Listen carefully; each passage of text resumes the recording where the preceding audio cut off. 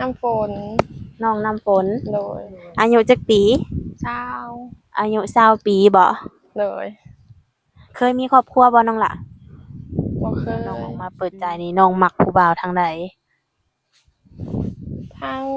ไหนก็ได้ทั้งฝั่งไทยก็ได้อืมได้เบิดเนาะโดยอ๋อเรื่องอายุของเพิ่นเด้ซะน้องโดยเลยน้องมักแบบไร้สลายกว่าวัยรุ่นกับผู้ใหญ่นี่มักผู้ใหญ่หลายกว่าเพราะว่านิสัยเพิ่นก็ดี อืมทักทายสบายดี FC ของสาวละน้อยเบิดสุขุสุคนบ่ว่าสิอยู่ภายในหรืออยู่ต่างประเทศก็ยินดีต้อนรับเข้าสู่ช่อง YouTube ของสาวละน้อยอีกแล้วเนาะมาพบมาพอกับสาวละน้อยในมื้อนี้ก็ทางสาวละน้อยเดินทางมาหาผู้สาวโสดหน้าใหม่เนาะทุกคนวันนี้ก็เดินทางลงมาทางสวรรค์เขตเนาะตอนนี้ก็เดินทางมาได้ครึ่งทางแล้วก็ทุกคนเลยก็ใกล้สิฮอดบ้านน้องแล้วเนาะเดินทางมาพร้อมทีมงานทุกคนอากาศร้อนคือเก่าทุกคนจังไรก็ไปเบิ่งเส้นทางไปบ้านสาวโสดเนาะว่าระยะทางนี่สิไกลสำใดแล้วก็ทางเข้าบ้านเพิ่นนี่สิเป็นทางอย่างบ่หรือว่าทางดินแดงเนาะทุกคนโดยทุกคนก็สิมีเสียงลมหรือว่าเสียงรบกวนในเด้อทุกคนเด้อเพราะว่าทางสาวน้อยก็ขี่รถเนาะก็เป็นรถจักรหรือมอเตอร์ไซค์ทุกคนเลย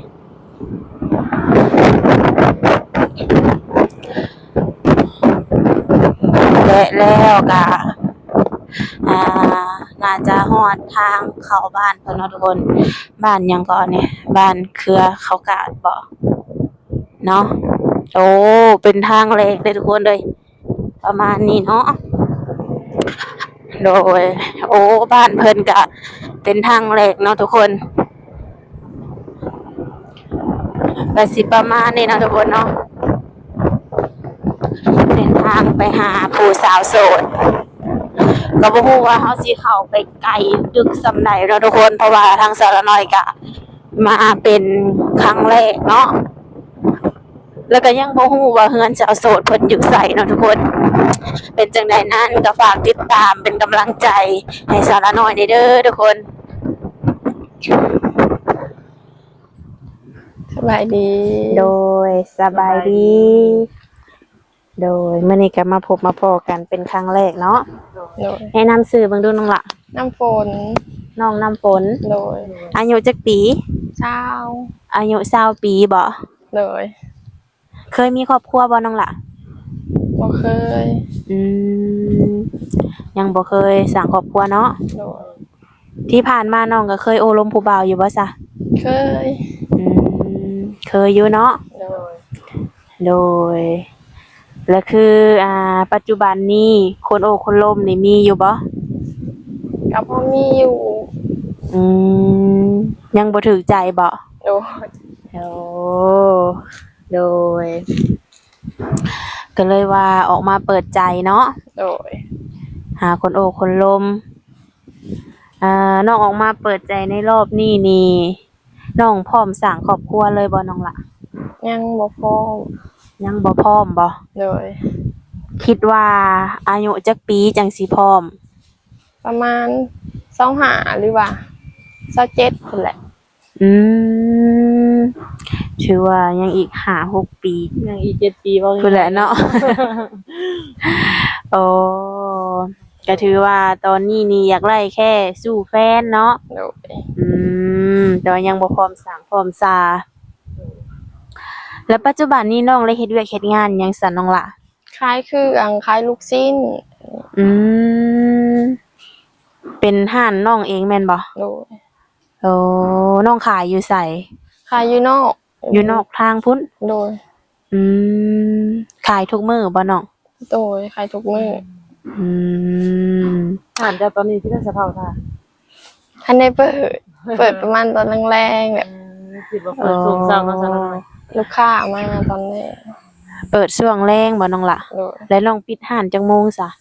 ปิดประมาณ8:00 9:00 อืมโดยแบบไล่ๆอิหยังก็โอเคอยู่บ่ ก็ได้มี2-3แสน กำไรบ่นี่โอ้ทั้งทุนทั้งกำไร2-3แสนแบบบางมื้อก็ได้ประมาณ4-5แสนแบบนี้ อืม มันก็เป็นบางมื้อเขาเจ้าก็บ่ได้กินคุมื้อ แล้วแต่เนาะ โดย แต่ว่าลูกค้าเพิ่นมื้อนี้เพิ่นสิกินอ่าหลายเด้อกินน้อยเด้อว่ามีคนเขามาซื้อน้อยหลายเนาะ โดยก็แล้วแต่เพิ่นสั่ง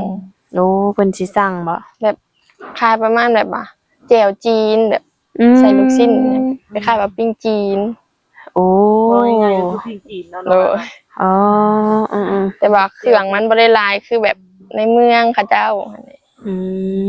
ม ปิ้งลูกชิ้นนี่มีแต่ห้ามน้องคนเดียวบ่ โดย โดยแล้วน้องสิมีเวลาลมผู้บ่าวอยู่บ่ซะน้องล่ะ นี่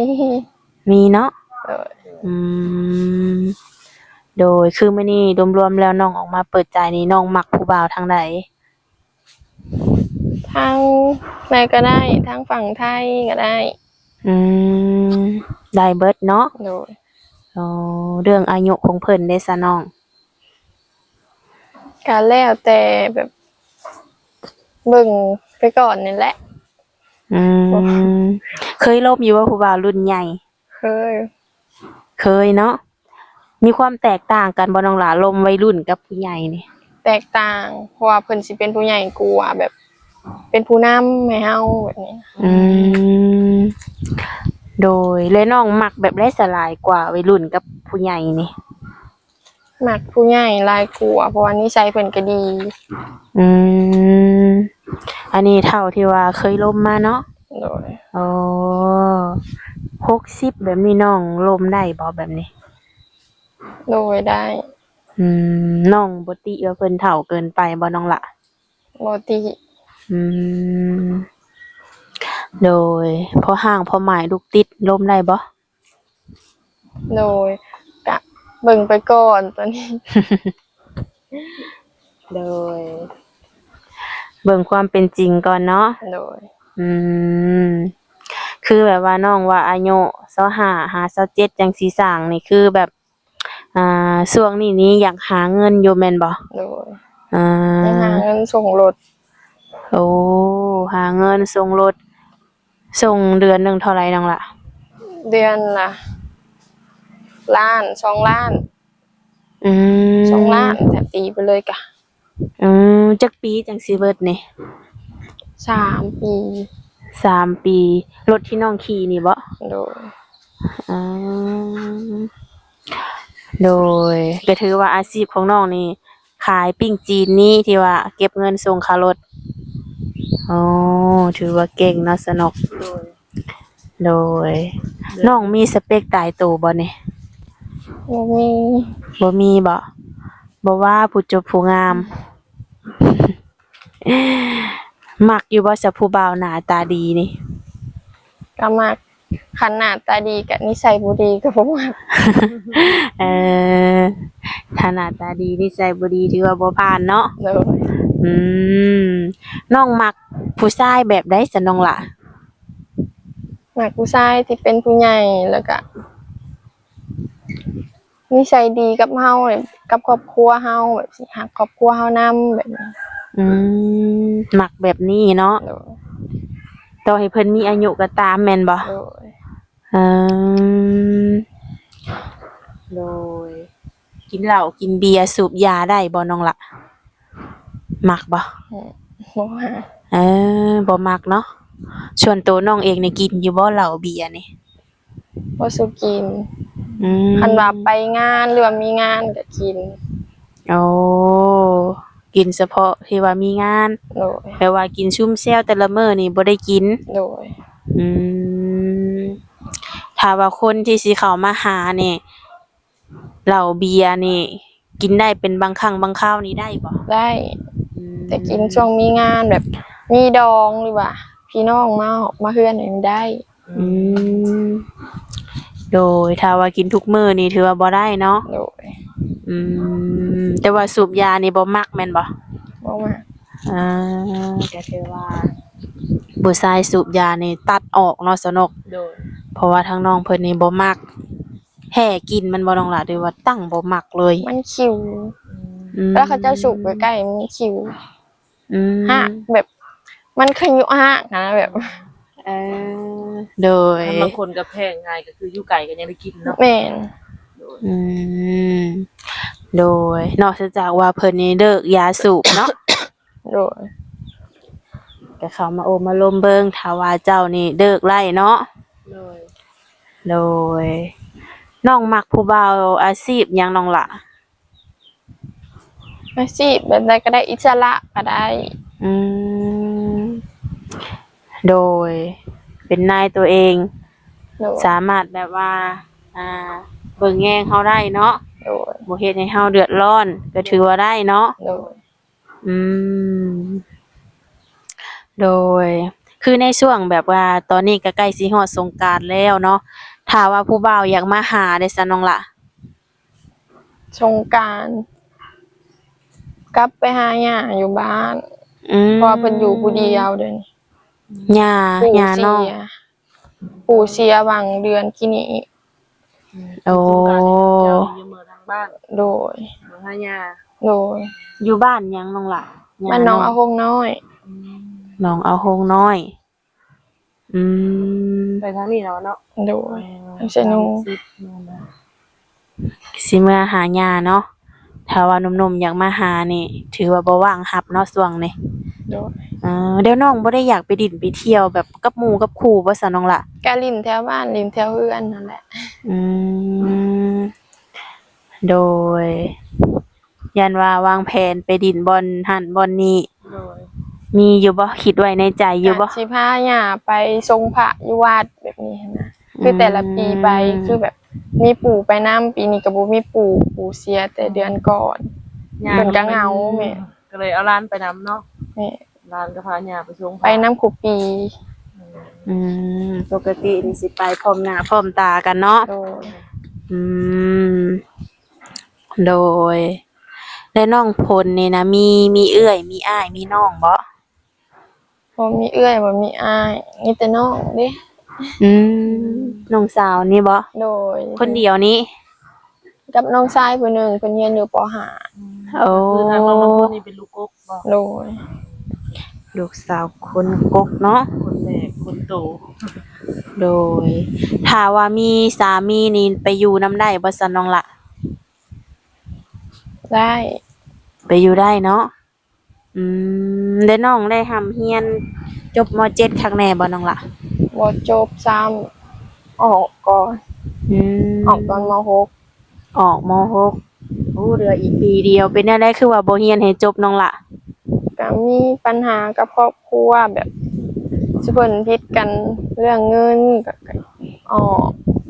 ออกมาหาเงินเองใช้เอง อืมโดยพ่อแม่น้องก็อยู่ครบเบิดแล้วว่า โดย อาชีพเวียกงานของเพิ่นได้ซะน้องละ แม่น้องขายเครื่องอยู่โรงเรียนมัธยม ม พอไปขับรถ ถือว่าเพิ่นก็มีเวียกมีงานของเพิ่นเนาะ โดย อ่าโดยคือน้องนี่ก็เลยตัดสินใจออกโรงเรียน โดยเพ หา ราะว่า เงิ มี น น้องอีก2คนยังเรียนอยู่ก็เลยปะให้เพิ่นเรียน ก็เลยหาเงินช่วยพ่อแม่เนาะ แบบหาเงินใช้ตัวเองนี่แหละ แบบบ่เป็นภาระเพิ่นอีก อืม ก็คือแบบว่าทางแม่ก็หาเล็กน้องต่อเนาะ โดยขันมีกับบอนเพิ่น อืมถือว่าเป็นความคิดที่ดีแล้วก็เก่งแฮงเนาะสาวนก โดย หาเงินส่งรถแน่ใช้จ่ายตัวเองแน่เนาะ รถไปเดือนหนึง2ล้านเนาะบัดนี้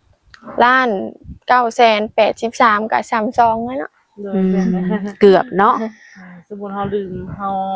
เลื่อนไปเนาะสมมุติว่าเฮามีฐานโหดหั่นน่ะก็ต้อง2ล้านคือเก่าก็ต้องได้ปรับแล้วอะ อืมโดยป้าเนาะถือว่าเป็นผู้หญิงตัวน้อยๆก็ถือว่าแบบ อ่า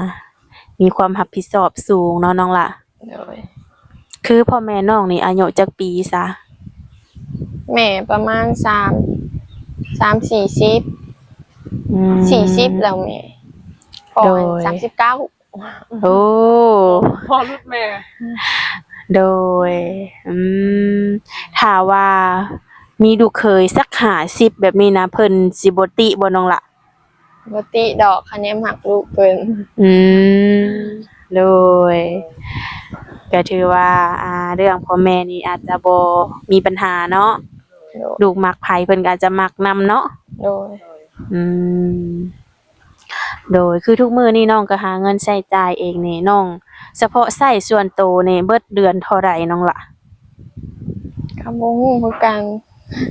บางมื้อก็ซื้อกินมื้อละ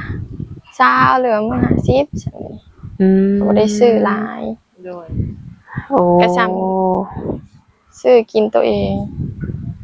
โอ้น้องบ่ได้ไปดินไปเที่ยวทางใดบ่จ๊ะ คันว่ามีดองก็ได้ไปอยู่ มีดองมีงาน อืม ก็บ่อยากปิดห้านหลายอะนะ โดย มันก็ขาดขารถ โอ้ มัน เสีย ต้องคำว่าน้องได้ไปลิ้นนี่ก็ต้องได้เปิดห้านก่อนแล้วน้องจึงได้ไปเนาะ ถ้าไปลิ้นก็ต้องได้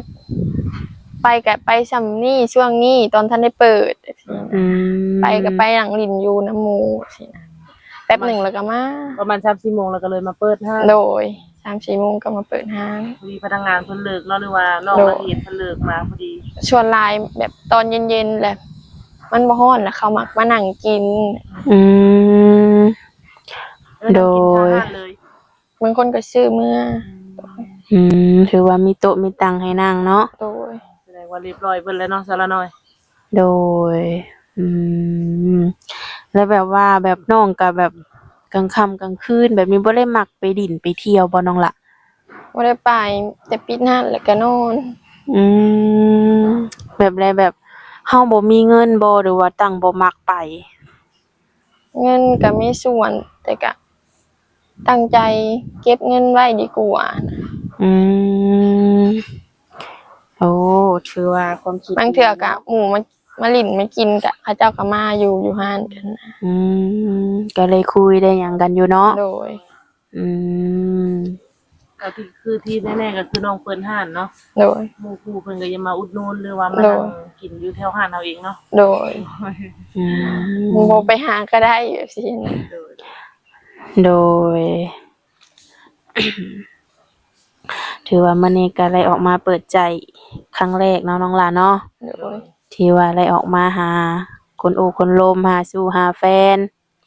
แบบว่ารวมๆแล้วนี่ค่าใช้จ่ายน้องแต่ละเดือนนี่ได้จดไว้อยู่บ่ว่าเดือนนี้เบิดเท่านี้เท่านั้น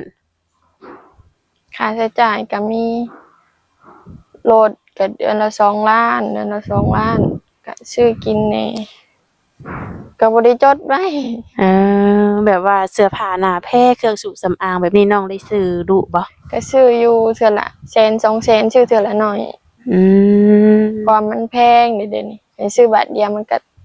500,000นั่นแหละเนาะ โดยแม่นแล้ อื ว มก็เลยว่าทยอย ซื้ ซื้ อ อ ในฐานะก็ซื้อเทื่อละซอง โอ้ บ่แล้วเขาก็ต้องได้ไปใหม่ เนาะ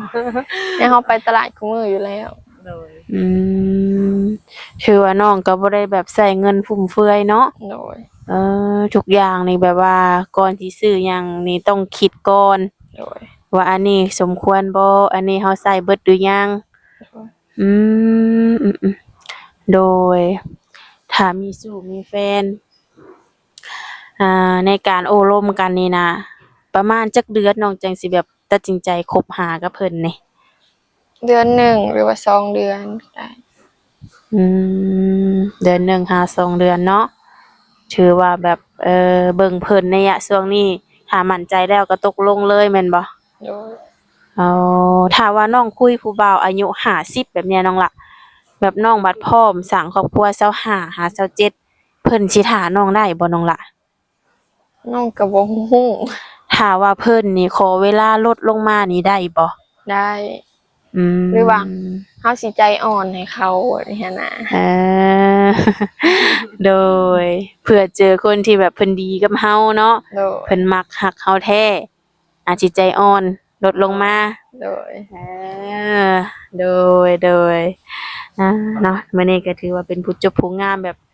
เวลาน้องไปตลาดหรือว่าไปไสมาไสนี่ผู้บ่าวบ่ได้แซวบ่ได้จีบบ่น้องล่ะ บ่